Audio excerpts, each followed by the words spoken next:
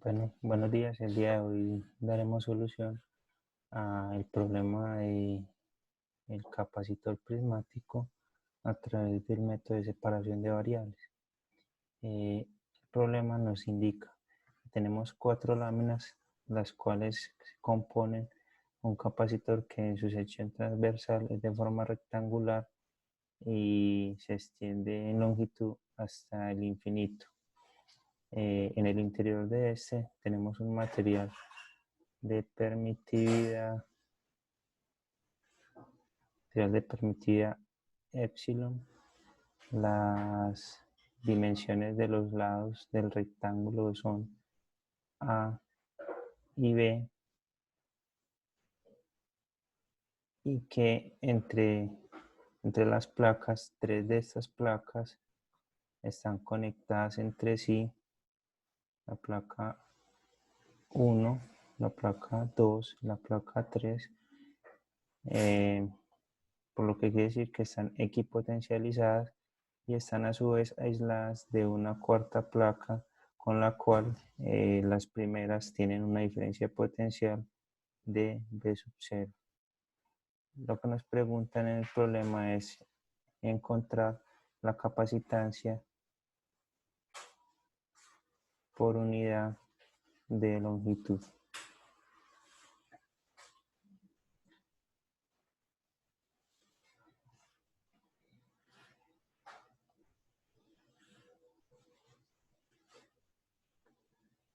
Entonces vamos a dar solución a este problema teniendo en cuenta las consideraciones y todas las ecuaciones que se tienen que resolver. Iniciaremos por dar una muestra de la geometría.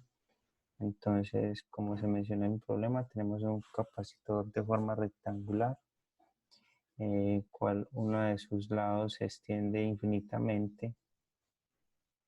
Lo primero que debemos hacer es definir el sistema de coordenadas que se acomode con mejor ajuste a la geometría del problema. En este caso, que tenemos paredes rectangulares, o mejor dicho, la geometría está conformada por planos. Debemos seleccionar como sistema de coordenadas el sistema de coordenadas cartesiano rectangular. Vamos a alinear el lado de longitud A con el eje X y el lado de longitud B con el eje Y. Y a su vez vamos a tomar como el lado que se extiende con longitud infinita en dirección Z. Teniendo en cuenta las condiciones iniciales del problema, que son 3 de sus caras están conectadas entre sí y definidas como el voltaje de referencia, voltaje igual a 0, y la cuarta cara con una diferencia de potencial de B sub 0 con respecto a las otras 3 caras. Entonces, lo primero que tenemos que analizar es las ecuaciones que componen el sistema. ¿A cuáles ecuaciones debemos darle solución? Entonces, principalmente, primero que todo debemos definir la región de interés.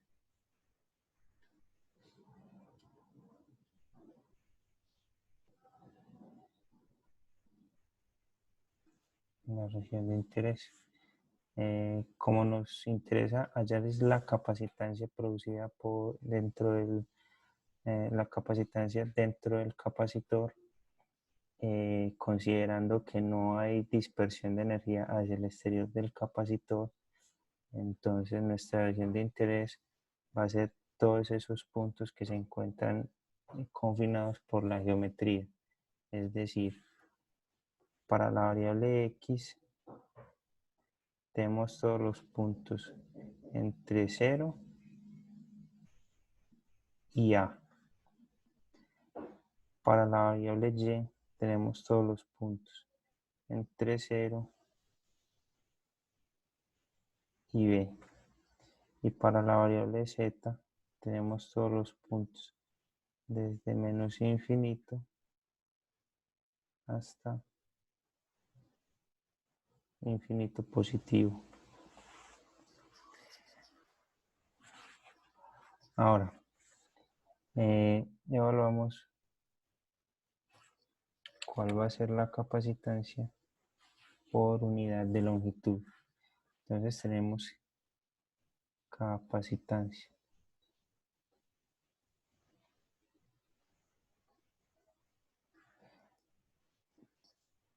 Entonces, definimos la capacitancia por teoría de circuitos como la relación que existe entre la carga acumulada en las placas y la diferencia de potencial que hay entre las placas que conforman el capacitor.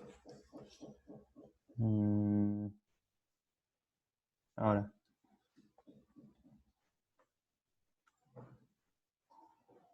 esta carga Q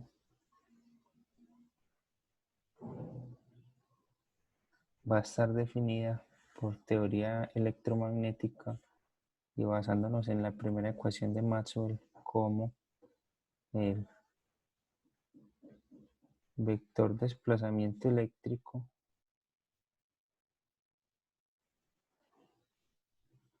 por el diferencial de área en una superficie cerrada igual a esa carga libre.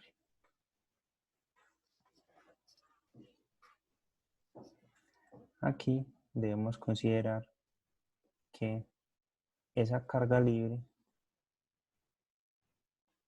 va a estar confinada únicamente a la carga que se encuentre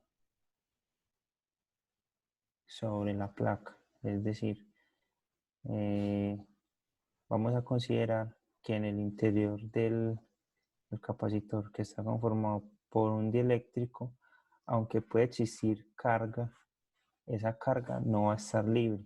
Esa carga no va a tener una componente, no va a tener movilidad libre en el interior del material. La única carga que se va a poder desplazar libremente va a ser la carga que se encuentra en la placa. Es decir, que vamos a tener una componente de carga superficial.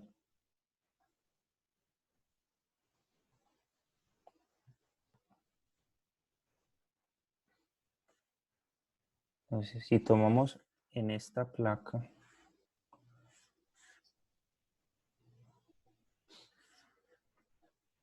un diferencial de área,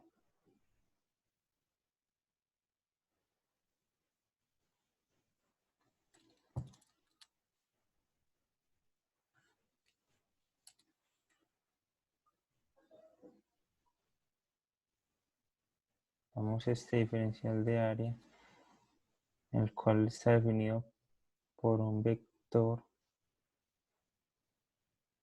que lo vamos a llamar dA,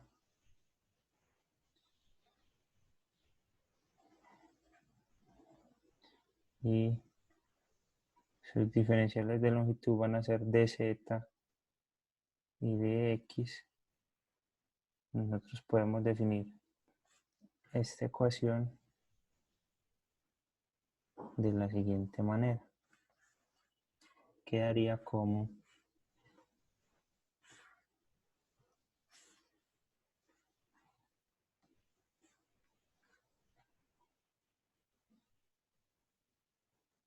integral doble de d punto de x de z en dirección y sub y esto va a ser igual a esa carga sí.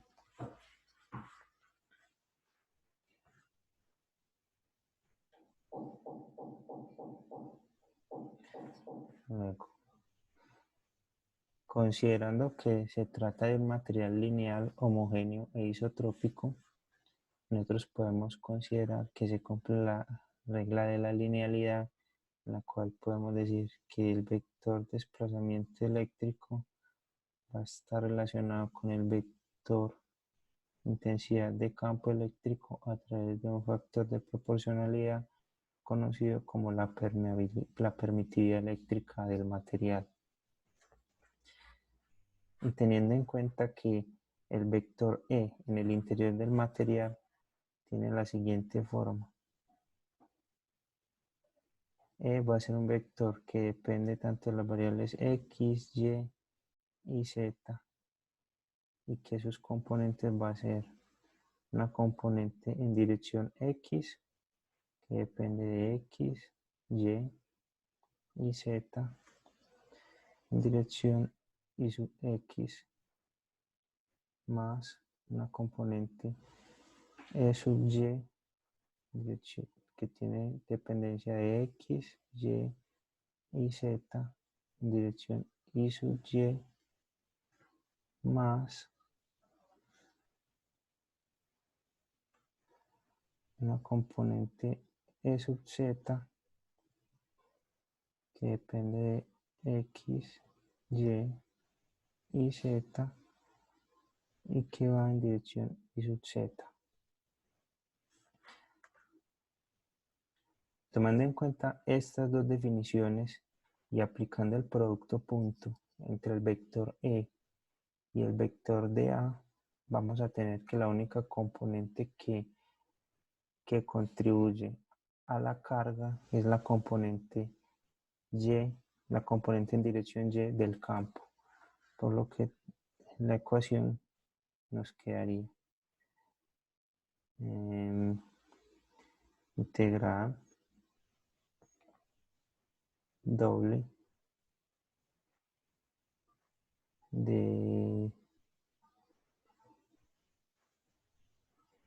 la componente Y cuando Y es igual a B por dx dz, y esto va a ser igual al sigma. Ahora, evaluemos un poco los límites de esta integral. Resulta que si nosotros tomamos en cuenta toda la dimensión del capacitor, deberíamos tomar la carga que se acumula en todo el espacio.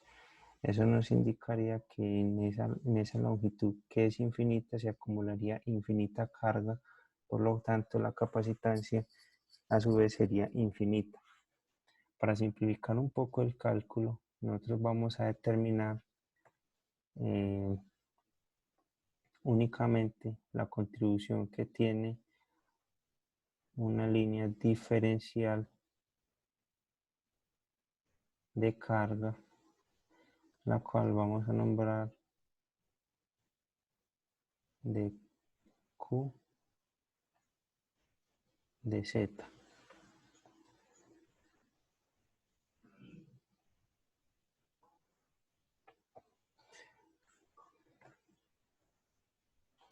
Ese de Q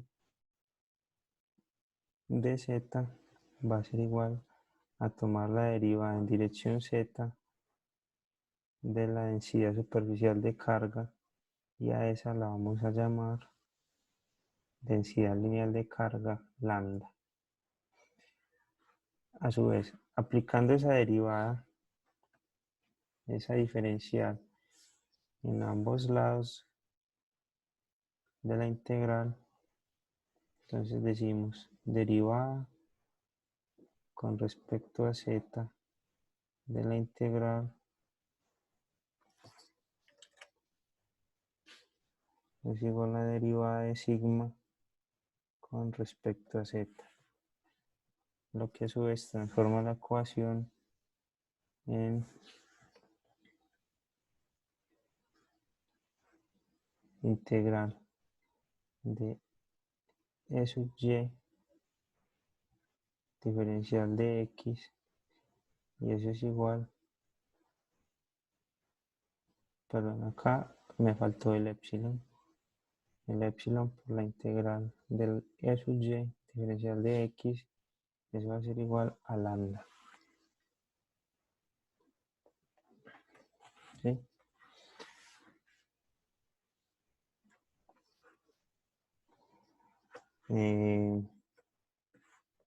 Ahora, volviendo a la definición de capacitancia, nosotros habíamos dicho que capacitancia era igual a la carga por voltaje. La carga que nosotros teníamos era una carga superficial sigma sobre el voltaje aplicado sobre las placas, que en nuestro caso es V sub 0. Sin embargo, por conveniencia nosotros habíamos definido que no era útil calcular toda la carga existente sobre la placa, sino únicamente el diferencial de carga que existía por unidad de longitud. Por lo tanto, podemos decir que podemos encontrar el diferencial de capacitancia por unidad de longitud como lambda sobre V sub 0, que esto a su vez es igual a epsilon sobre V sub 0 por la integral desde E sub y diferencial de x. Como estamos integrando únicamente en la dimensión de la placa, entonces los límites de integración serán desde 0 hasta a.